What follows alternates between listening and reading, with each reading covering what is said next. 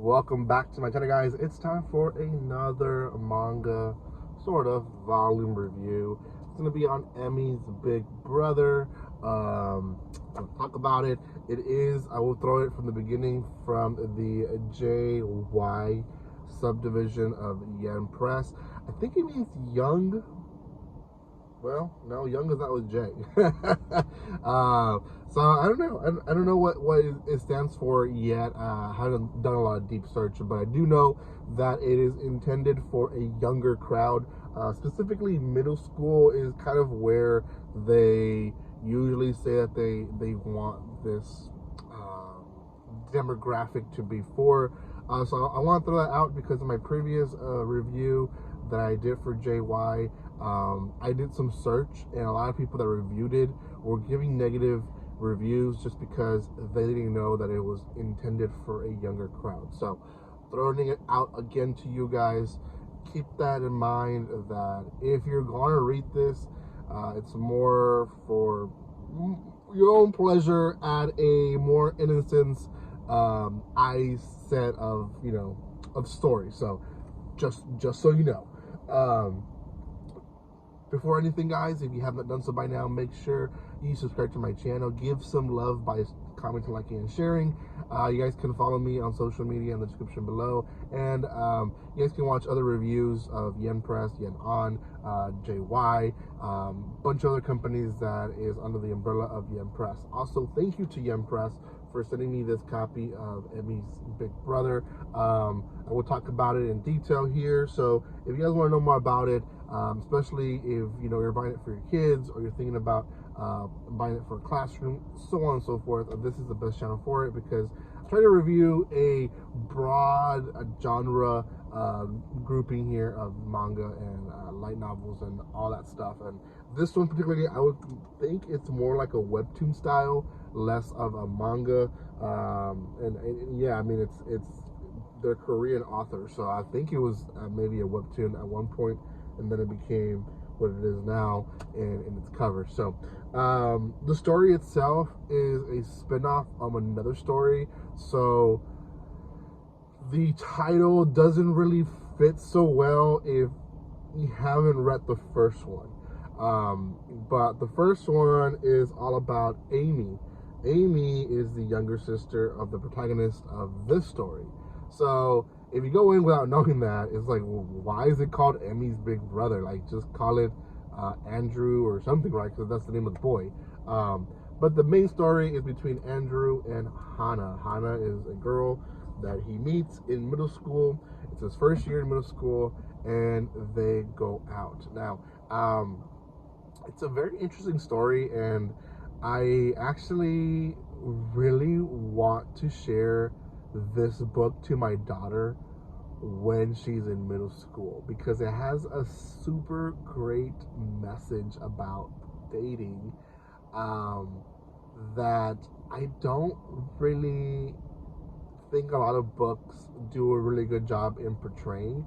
And I really enjoyed how at first it wasn't cheesy, I guess. And again, I was looking at it at a younger, or trying, because I'm not young obviously, but with younger eyes. And it doesn't seem cheesy, like where it's like, oh, whatever. But the story itself follows Andrew. First we learn who Andrew is. He's an adopted son who later, his parents had a daughter who is Amy. There's not really much that goes on in the family itself. They do worry about him from time to time, and at the end they have a little bit like a family thing, but it's not a big deal. The big part of the story or the book is him and Hana. He goes to middle school for the first time, and what we know about Andrew is that Andrew wants to be a NBA superstar. He wants to be in the basketball team. He wants to lead it, so on and so forth. And he does make the cut for the bigger group, and they tell him, hey, we're gonna make different teams depending on how good you guys play at the end of the semester.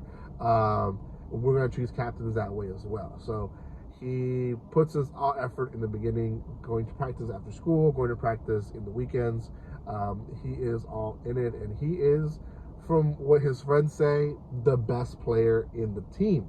Now, what happens next? Well, he meets Hana. Hana is a beautiful girl. He doesn't know who she is, although a lot of the kids that he sees in middle school are kids that did go with him to elementary. Hana is one of them that didn't. So I think she's beautiful. He tries his best to kind of like be around Hana, and it's one of those like, and I remember being that age and trying to do those things as well with the girls I liked. That simply being in the presence or in the area where the girl was, it felt good. Or just being acknowledged by the girl, her saying hi to you, it was like, wow, like, right, she knows that I'm here. And the girls, we do get a little of the girl side mindset, which is also pretty good and amazing. The girls were also telling her, like, hey, we think Andrew likes you. Like, what do you think about Andrew? Like, if you like him, you guys should just go out. Like, you should just go for it. And so we see, again, as a parent perspective, I'm seeing this. There's pressure from not just the guys, like, hey, she's cute, we should just go say something, but also the girls, like, hey, he probably likes you, prepare yourself to him asking you out. Like, are you going to reject him? Are you going to say yes? How is that going to go, right? Well, he does end up at one point asking her out, and they do end up going out. And at first, everything's beautiful, everything's nice. I won't go too much into detail because that's part of the story, but essentially, things start getting a little bit too much for Hana, and I think this is where the message, and I think a lot of relationships don't really put this message when it comes to the love stories, because everyone wants like the nice red ribbon of, and they ended up together, right? But Hana essentially starts feeling like, one, Andrew is not going to practices, Andrew's not, he didn't make the team like he wanted. He didn't make captain like he wanted. Like, he's given up too much of his weekends, and sometimes even leaving early after school, and not going to practices enough. And Andrew, his mindset, he's doing enough, but it really isn't. And I was never in sports, but I was in extracurricular activities in music specifically, and I know that any extracurricular activity, be it dance, instruments, or sports, it requires practice, and if you're not doing that, it's gonna affect how you play and how you perform. So it was obvious he was gonna start falling behind, and he does, and he realizes this towards the end, like, he fallen behind because of that. But she also felt like she couldn't hang out with her friends. Like, it felt like every weekend had to go to Andrew. It felt like her friends were doing X and Y and having fun and doing all these things that she wanted to do as a middle schooler, and she couldn't because she had to hang out with her boyfriend. Same thing with after school activities. So then she starts distancing herself from Andrew, and eventually it becomes a breakup. And I love how the story ends with them. I guess I won't share too much about it, but it's a good ending. But like I said, the message that I like about it particularly is that, especially that young of age, you don't have to worry about dating and stuff like that. I mean, I didn't meet the woman that I wanted to marry until I was 20. And I didn't get married at that time either. It was years later we got married, and then years later we had kids. So there's no rush, and I think kids going into middle school, they're going through all these hormones, they're going through all this mind changes, and being pressured by friends and being pressured by society itself. They start thinking that they have to do these things, and they don't.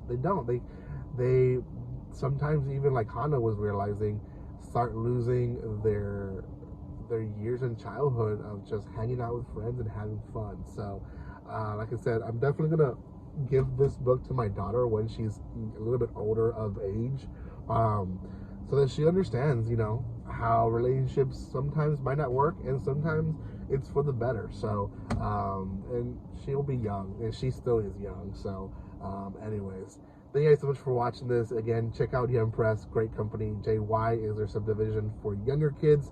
So if you're looking for books for younger kids, I will be reviewing quite a bit of them here. They're not just like a manga or webtoon style.